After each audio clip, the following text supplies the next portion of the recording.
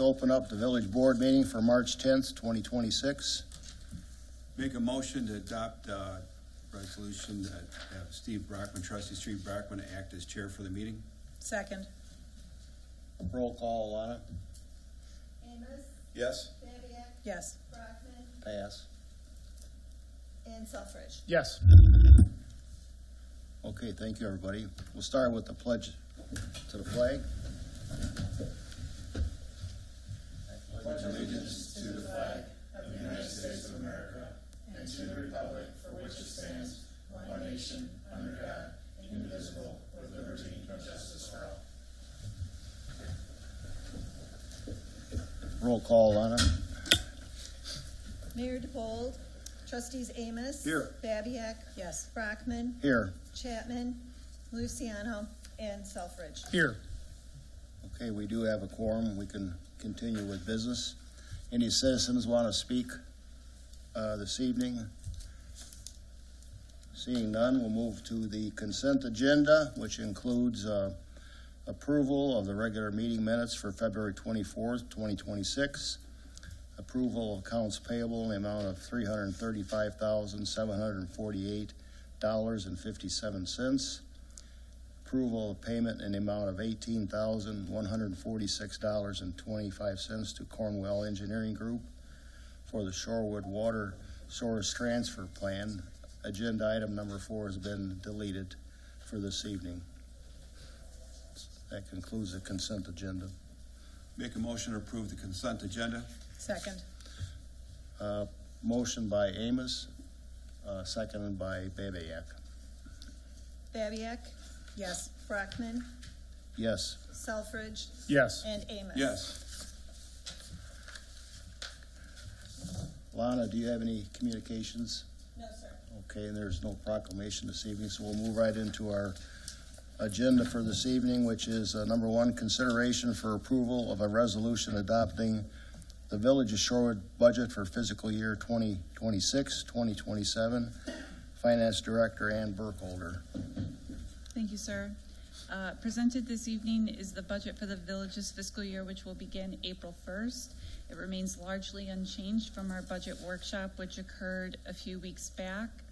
The only items that are a little bit different is the timing on our on a capital project for the utilities going under the railroad tracks at Route 52. Instead of splitting that into 2 phases, we're proposing taking that all as one project. There's no change in cost, just doing that at once at Director Noriega's request. There were also a few timing changes for some staffing transitions hitting the general fund and the water sewer fund, but again, no changes in total dollars. Be happy to take any questions. Any questions? I've got one question. First of all, thanks to you and all the department heads for putting together a budget. I know it's a big project, so kudos to everybody. The Buckingham Park project that's in the capital fund, can you expand on the necessity of a new park in that location and the prioritization of that park in that year versus some of the other projects that maybe got pushed back? So we were asked to include that park. We budgeted for engineering, not for any construction or purchasing dollars. That's all we're doing, is doing the feasibility of where it would go. So This year, the only real consideration is if we're going to do the park, but is that what my understanding is? well, when we come up with a contract with JST, it'll exceed $10,000. It'll come before the board to discuss if we want to expend the funds to do the engineering on that project. If that wants to be a discussion point at that time, we can address it then.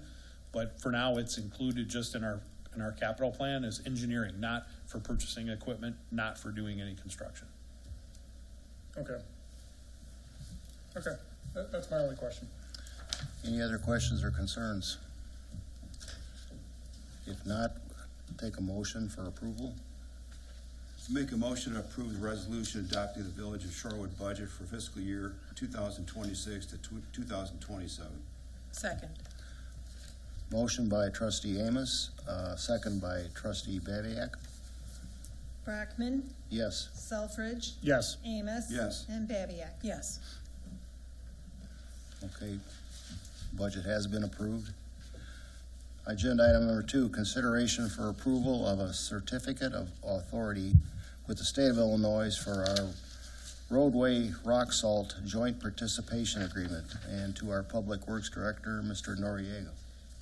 Thank you very much. So the village, we participate annually with the state's joint purchasing program for our road salt needs for the village. In order to participate, IDOT requires a joint participation agreement to be approved. Basically, when we indicate to them by survey how much tons that we need, it's gonna lock us in when they actually put the contract together later in the year. In our proposed budget, in our budget, we have $250,000 allocated for this purchase. Our salt dome is nearly empty. We hold about 3,000 tons.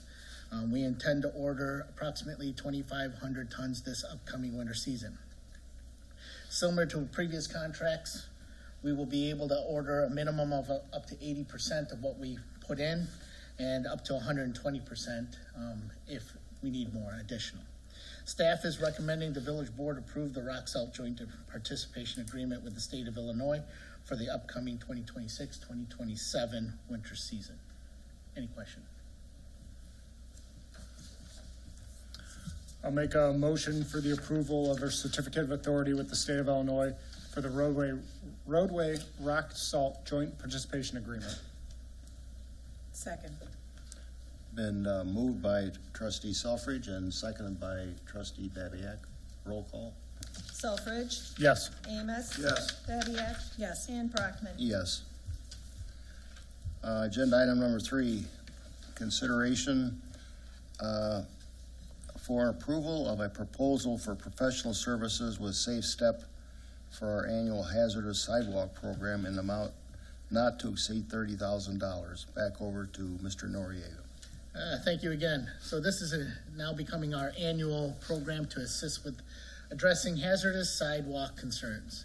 Instead of the conventional remove and replace, which is timely and costly, or even mud jacking, this process involves just the grinding of the surface in order to eliminate the actual elevation change. This is best when elevations are approximately 1 inch or less. This is now our 4th year for the program. This year we're going to be focusing in the Hunt Club, the Vintage Area subdivisions. Our budget allocates $30,000 for this program. We are recommending approval of the proposal for professional services with Safe Step for our 2026 hazardous sidewalk program in the amount not to exceed $30,000. Any questions? If it's greater than an inch, there's another program that addresses that, the mud jacking. That is correct, either mud jacking or remove and replace. Got it. Okay, thank you, Norio. I'll make a motion to approve a proposal for professional services with Safe Step for our annual hazardous sidewalk program in the amount not to exceed $30,000. Second. Been moved by trustee Amos, seconded by trustee Selfridge. Roll call, please. Amos. Yes. Babiak. Yes. Brockman. Yes. And Selfridge. Yes. Thank you. Okay, agenda item number 4, consideration for approval of an ordinance granting a conditional use for outdoor storage in the I-2 zoning district and approval of a site plan amendment to American United Mechanical Technology. And this is mine and Economic Development Director Engel. I'll just make a couple of comments and then let Natalie have it.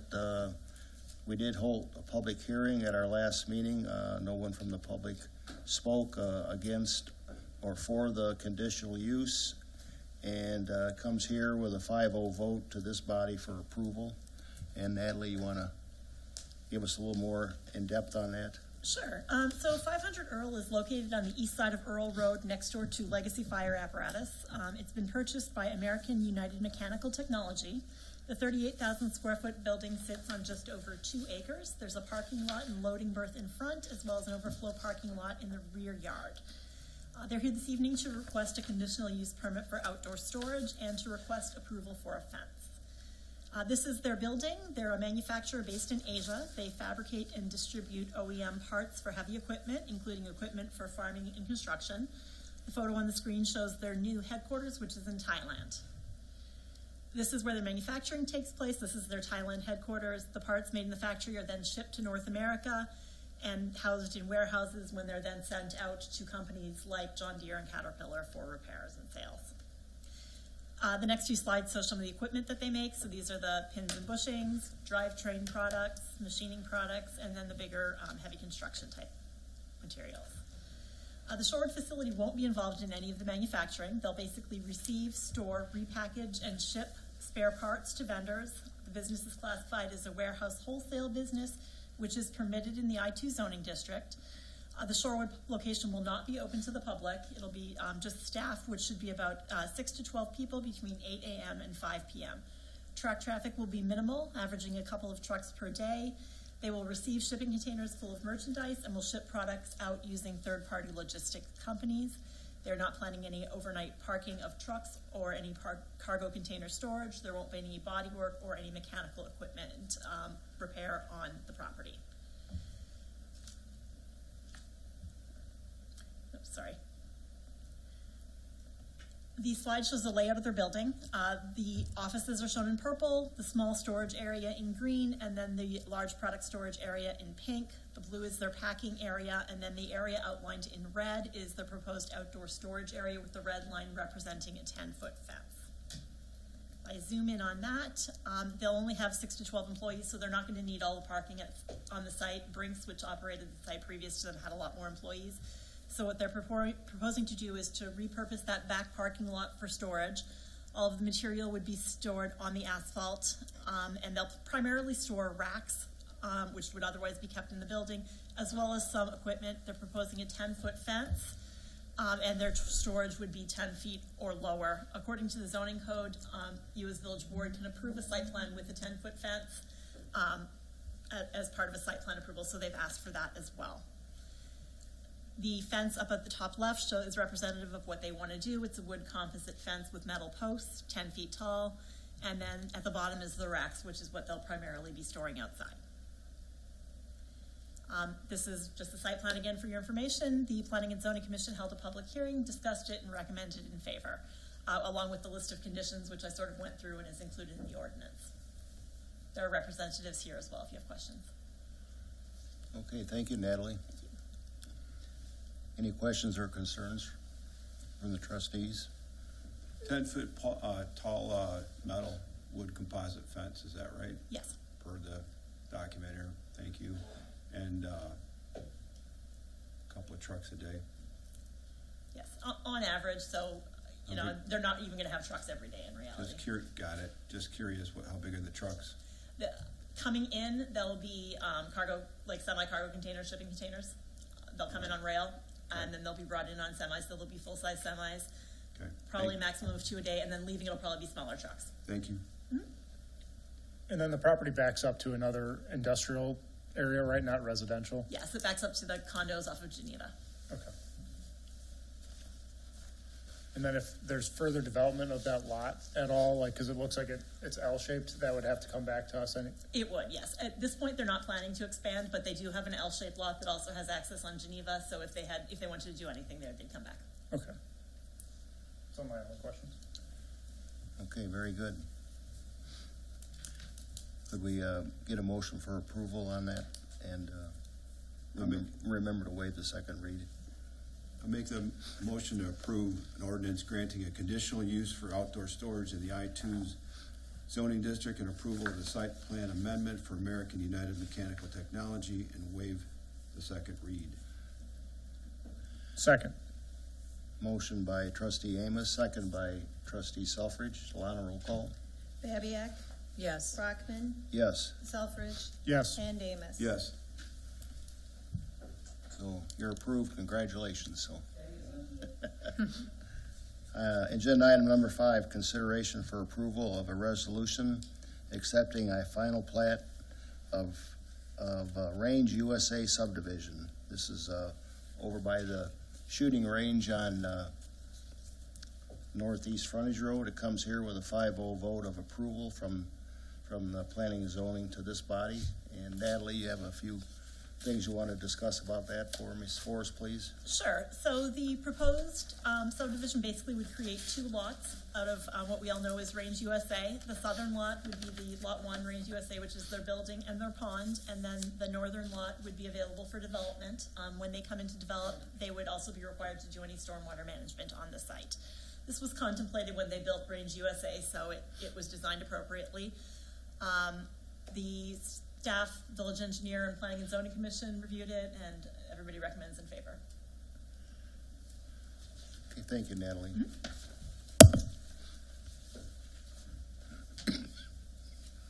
Any questions or concerns from the trustees on this? I'll make a motion for the approval of a resolution accepting a final plat of Range USA subdivision. Second. Motion by trustee Selfridge, seconded by trustee Babiak. Roll call on it. Brockman, Yes. Selfridge, Yes. Amos. Yes. And Babiak. Yes. Our final agenda item, consideration for approval of a resolution accepting a final PUD plat for Shorewood Town Center 2 re-subdivision. Again, this is mine and Director Natalie Engel. Again, it comes here to the body from planning and zoning with the 5-0 vote of approval. And this occurred because they couldn't get it approved before they built a lake or something like that, so. Right. So the village board approved a preliminary plat for 139 units, and then of those units, 23 were in the floodplain that was going to be essentially moved when they built the pond. So last year you approved the first 116, did the final engineering, Lennar went in, they built the pond, they filled all the appropriate documents and got approval for the letter of map revision from the Army Corps of Engineer, which essentially moves the floodplain line. And now that they've moved the floodplain line, those lots are no longer in the floodplain, and they've come back for the plat. So these are exactly as contemplated earlier, but just becoming more formal. Any questions on the final plat? Take a motion for approval, please. I'll make a motion for the approval of a resolution accepting a final PUD plat for Shorewood Town Center 2 re-subdivision. Second. Motion by trustee Selfridge, seconded by trustee Amos. Roll call, please. Selfridge, Yes. Amos. Yes. Babiak. Yes. And Brockman. Yes. That concludes the agenda items. Trustee comments.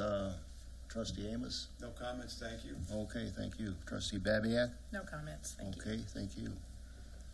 My only comment is our next meeting will be April 1st. April Fool's Day. Okay. Trustee Selfridge? No comments. Thank you, sir. Okay. No executive session this evening, so I will ask for a motion to adjourn.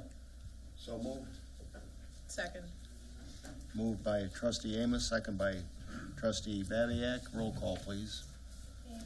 Yes. Babiak. Yes. Brockman. Yes. And Selfridge. Yes.